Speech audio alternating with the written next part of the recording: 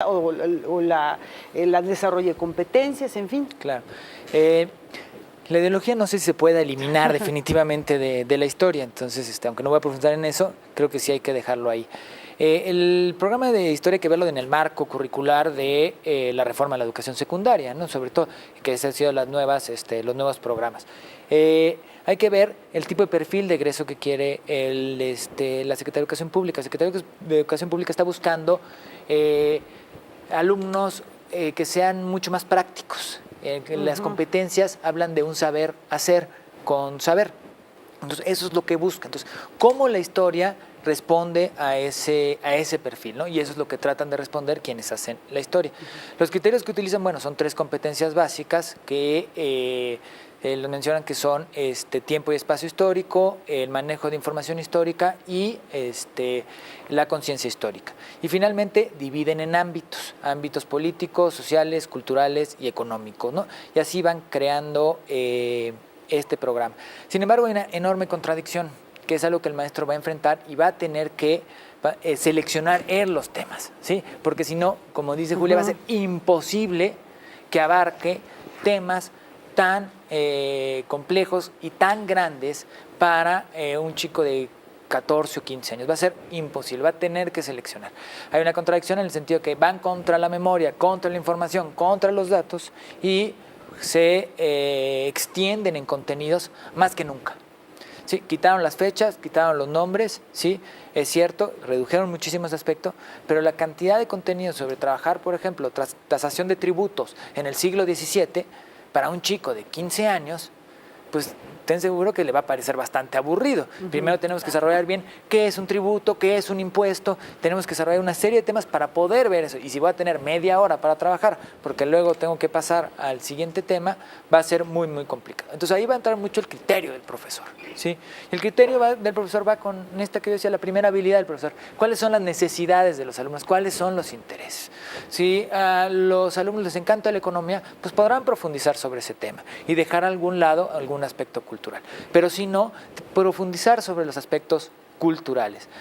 Ver los temas va a ser imposible, no solo en historia, también en geografía, por ejemplo, los contenidos son muy, muy extensos, ¿no? Entonces, ahí la habilidad del profesor con su libertad de criterio, siguiendo los parámetros oficiales, por ejemplo, las periodizaciones están determinadas ya por el programa. No vas a buscar nuevas periodizaciones porque tampoco eso le conviene a la educación nacional. Vale la pena que todos tengamos ciertos conocimientos comunes, ¿sí? Entonces, lo que tiene que tener la habilidad del profesor es ver qué contenidos, ¿sí?, seleccionar de esta cantidad enorme de contenidos históricos con las necesidades, los intereses de los propios estudiantes y su propio gusto, que no lo va a poder evitar. Si a él le gusta más la reforma que el mundo prehispánico, claro, tiene que ver prehispánico, pero naturalmente se va a extender en va a tener una inclinación. No les podemos decir a nuestros televidentes, que son muchos y muchas de ellas profesores y profesoras, que sí o que no enseñar. Sin embargo, como tenemos ya cada vez menos horas, ahí con la reforma educativa hay menos horas de enseñanza de la historia, a lo mejor sí les podemos dar algunas líneas para que ellos tomen la decisión de cuáles serían, pero digamos una especie de recomendación. ¿Qué tendrían que tomar en cuenta para determinar cuáles son las áreas en las que se van a centrar, ya que pues el tiempo es muy reducido, ¿no? No hay posibilidades de hacer más? Yo creo que estoy muy de acuerdo con mis compañeros en que la reforma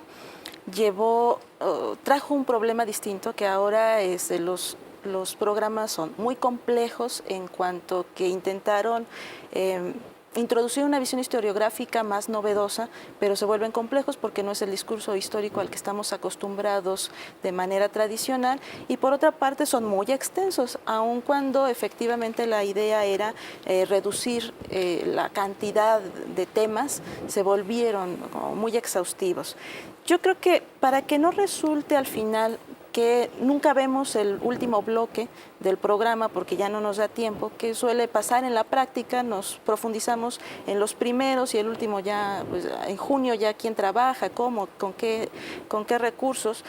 Para que no ocurra eso, hay que mirar a todo el ciclo escolar completo y tener un plan de acción desde el inicio. ¿Qué voy a ir haciendo paulatinamente para llegar y hasta dónde quiero llegar?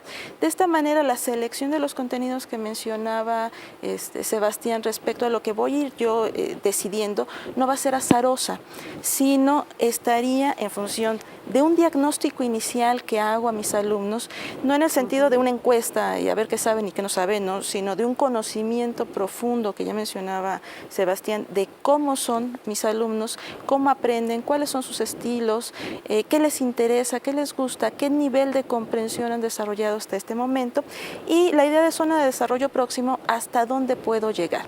En función de eso, entonces puedo convertir una lista de temas en contenidos históricos, que incluyan procedimientos que quiero enseñarles a mis chicos, que incluya ciertas actitudes y valores que quiero trabajar con ellos y que desarrollen al finalizar, y por supuesto que incluya ciertos procesos históricos que me ayuden en este propósito completo.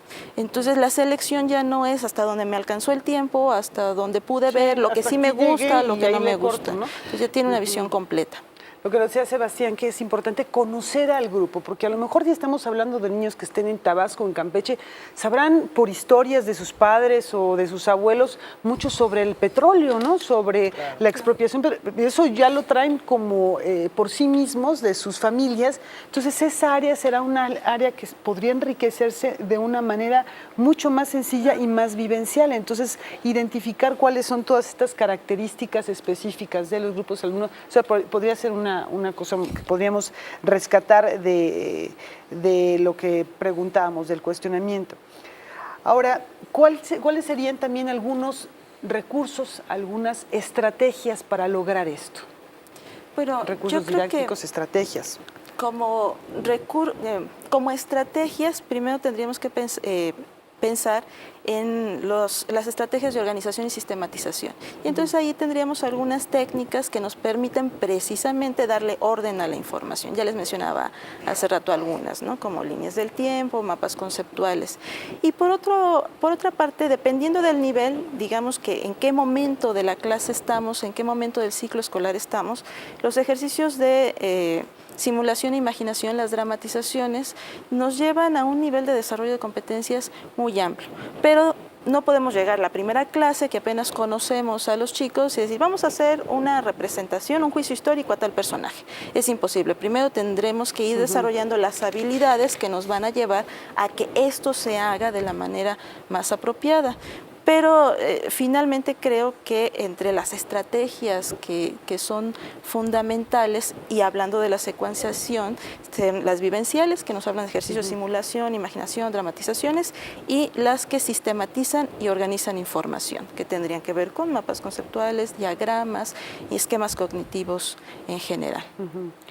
Julia, tú nos hablabas de tender una liga directa con el presente. ¿Siempre es posible, cuando se aborda un tema histórico, hacer esto, tender ligas, puentes con el presente? ¿Resulta a veces un tanto forzado o es una cuestión que se da de manera natural? Yo creo que es una cuestión que se da de manera natural. O sea, yo insisto en esta idea de que la historia es lo que vivimos cotidianamente. Pues, somos historia nosotros. Lo primero a lo mejor es tendríamos que reconocernos como sujetos históricos todos, ¿no? No somos sujetos protagónicos, pero somos sujetos históricos, somos actores sociales, incluso de las historias de nuestras propias comunidades. A mí me parece que esto es importante. Lo que pasa es que tenemos ya como ideas muy tejidas de lo que es la historia, ¿no? Como que la historia es la historia nacional y es la historia de los héroes, y no, si nosotros miramos otras formas de hacer historia, tendríamos que rescatar la historia de nuestras comunidades, de nuestros grupos, de nuestras localidades, y eso nos permite tender que el presente sea algo que esté ahí, presente. ¿Sí? Que esté ahí porque es parte de nuestra realidad. Pero esto implica romper con la idea de que la historia es la gran historia nacional, ¿no? A mí me parece que hoy, entre las cosas importantes, entre las propuestas que hay en las didácticas, es este reconocimiento a la pluralidad y a lo multicultural, ¿no? Yo creo que eso es un elemento que tendríamos que introducir hacer que en el currículo esté presente, que existe eso, que ya la historia nacional la historia nacional fue parte del proyecto de consolidación del Estado-Nación del siglo XIX, pero hoy estamos viviendo otro momento histórico. Hoy somos parte de una sociedad globalizada donde se tiene que considerar otras maneras de hacer y escribir la historia. Y dentro de esa medida, efectivamente el presente tiene que estar es presente, pues. Ahora, yo un poco en términos de el maestro, nosotros como maestros también tendríamos que pensar que el currículum y que la historia es flexible. O sea, no hay, si rompemos el paradigma o la idea de la historia como verdad absoluta, entonces también nosotros en el salón de clases tendríamos que aceptar que la historia es flexible, así que podemos tomar la selección, nuestro proceso de selección tiene que ser flexible en función de las necesidades que vaya imponiendo, como lo señalaban los compañeros, las necesidades que vaya imponiendo el grupo, ¿no? Entonces, ahí me parece que reside como un punto importante, un punto medular, ¿no? Eso, considerar, romper esa idea de que la historia es la gran historia nacional y eso nos permitiría verla en el salón de clases de otra manera e incorporar otras historias.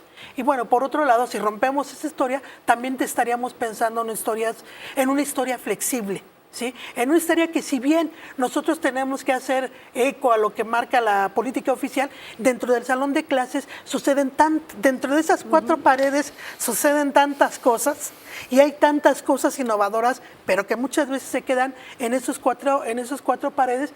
Yo creo que lo principal es eso, pensarla como que la historia son interpretaciones posibles de la realidad y dar a nuestros alumnos esa capacidad. Darles, como de alguna manera, darles la libertad de que ellos también construyan esas interpretaciones de la realidad. Yo se lo veo. Sebastián, hablando de los recursos, ya se comentó aquí que existe la televisión, la literatura.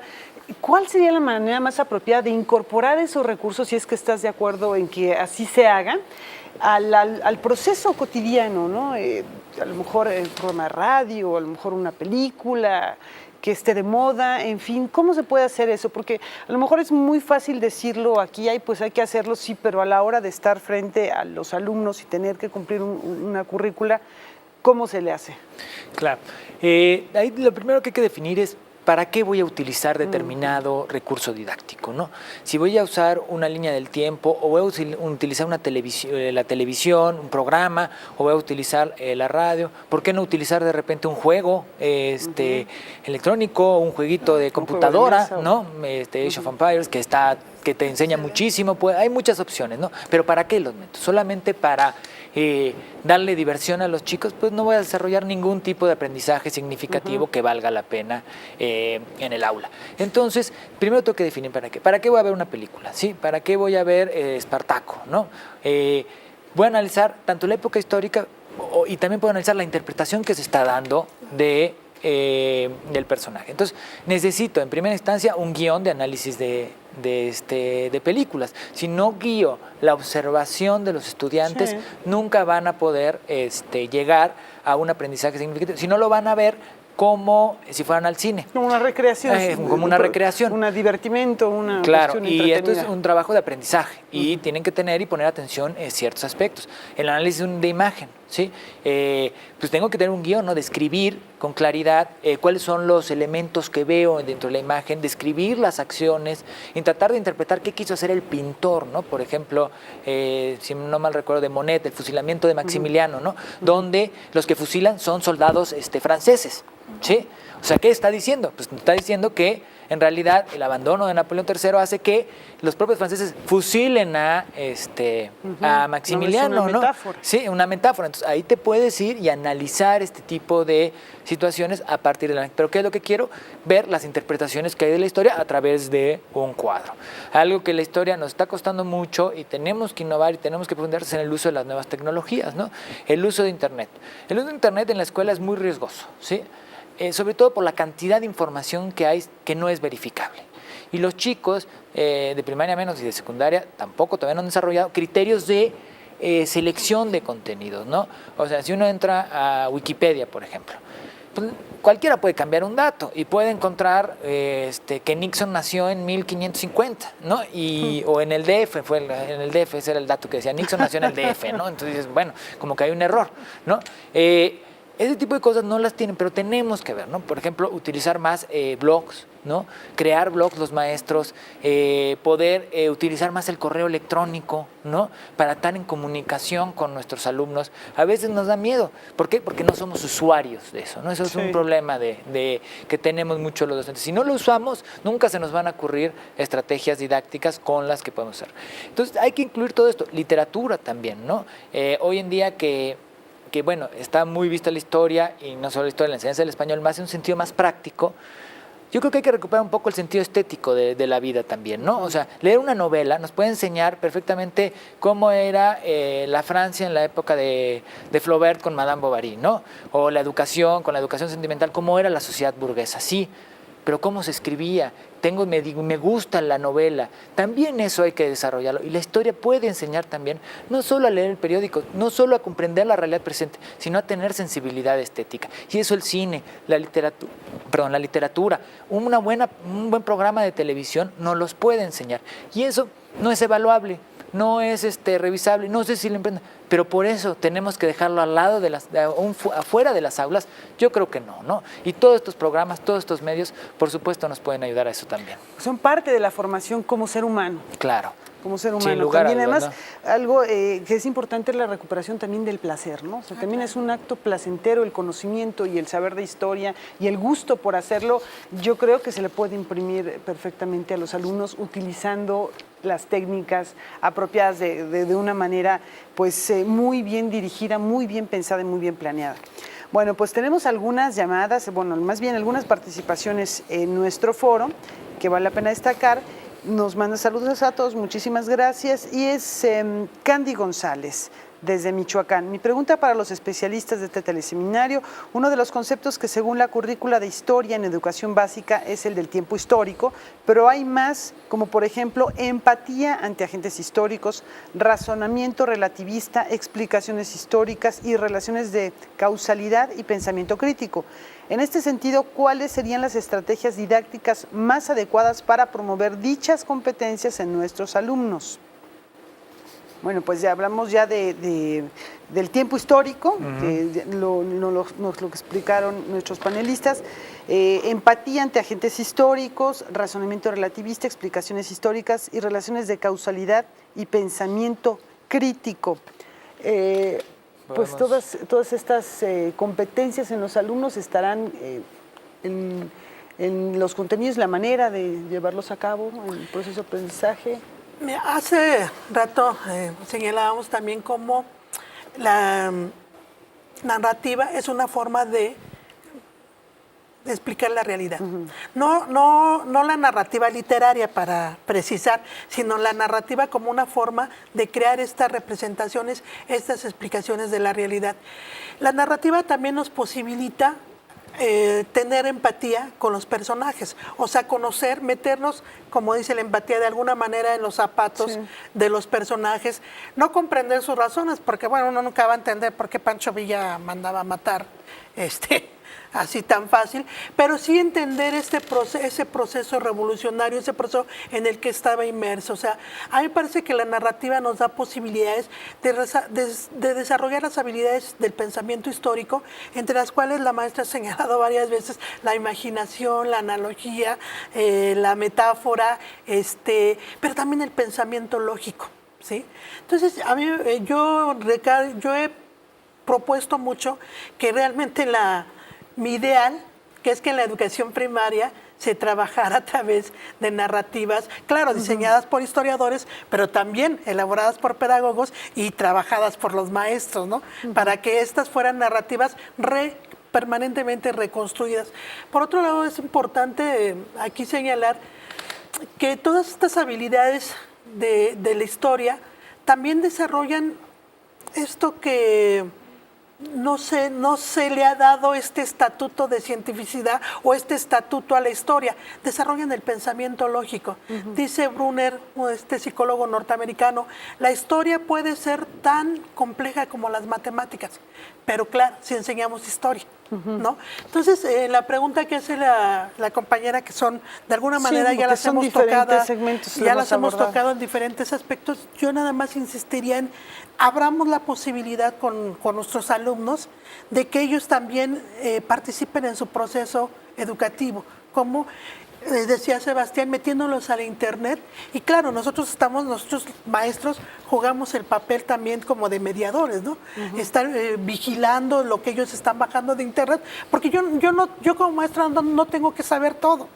Por ejemplo, tú ponías el cuadro del fusilamiento de Maximiliano, a lo mejor yo no sé toda la información, pero los alumnos también me pueden ayudar a tener información. Hay que tener esa apertura. Sí, entonces, damos esa posibilidad a los alumnos de reconstruir. Decías pensamiento lógico, bueno, el pensamiento crítico, y que también tiene que ver con la capacidad de discernir, ¿no? De decir esto sí, en el caso de Internet, por ejemplo, ¿no? Y Podría profundizar en uno que comentó de razonamiento relativista. Razonamiento relativista. Creo que es importante porque sí es una innovación en el programa y creo que vale la pena llevarla a cabo, ¿no? Cuando hablamos de razonamiento relativista no estamos hablando de que todo es válido, ¿sí? De todo es relativo, sí, todo es relativo a algo, todo es relativo a la posición desde la que estoy hablando,